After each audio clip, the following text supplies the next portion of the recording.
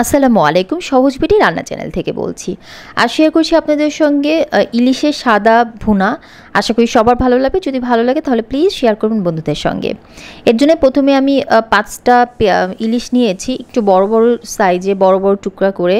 এটাকে ধুয়ে পরিষ্কার করে নিয়েছি। এরপর নিয়ে নেব 1 কাপ পরিমাণ পেঁয়াজ কুচি, 15টার মতো কাঁচামরিচ মাঝখান দিয়ে চিড়ে, আর নিব স্বাদ মতো লবণ, আধা চা চামচ পরিমাণ হলুদের গুঁড়া।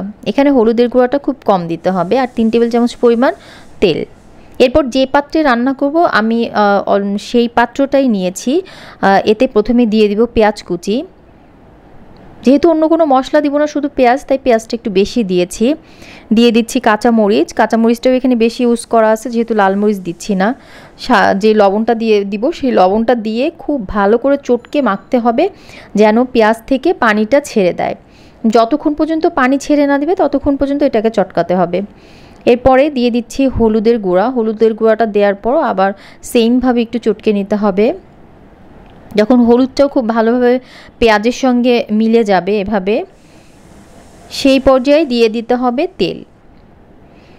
তেলটা দেওয়ার পর আবার একটু নেড়ে চেড়ে নিতে হবে।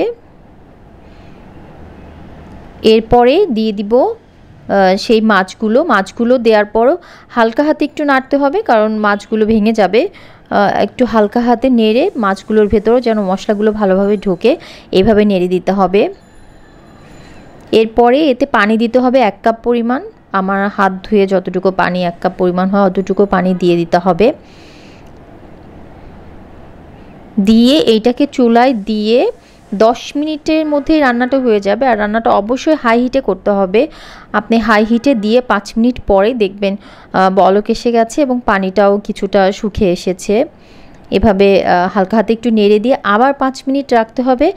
আর এই সময় ঢাকনাটা তুলে নিতে হবে, কারণ ইলিশ মাছ খুব সহজেই সিদ্ধ হয়ে যায়। আর পেঁয়াজগুলো যেহেতু মিহি করে নেওয়া, পেঁয়াজটাও অলরেডি সিদ্ধ হয়ে গেছে, চটকে নেওয়া পেঁয়াজ।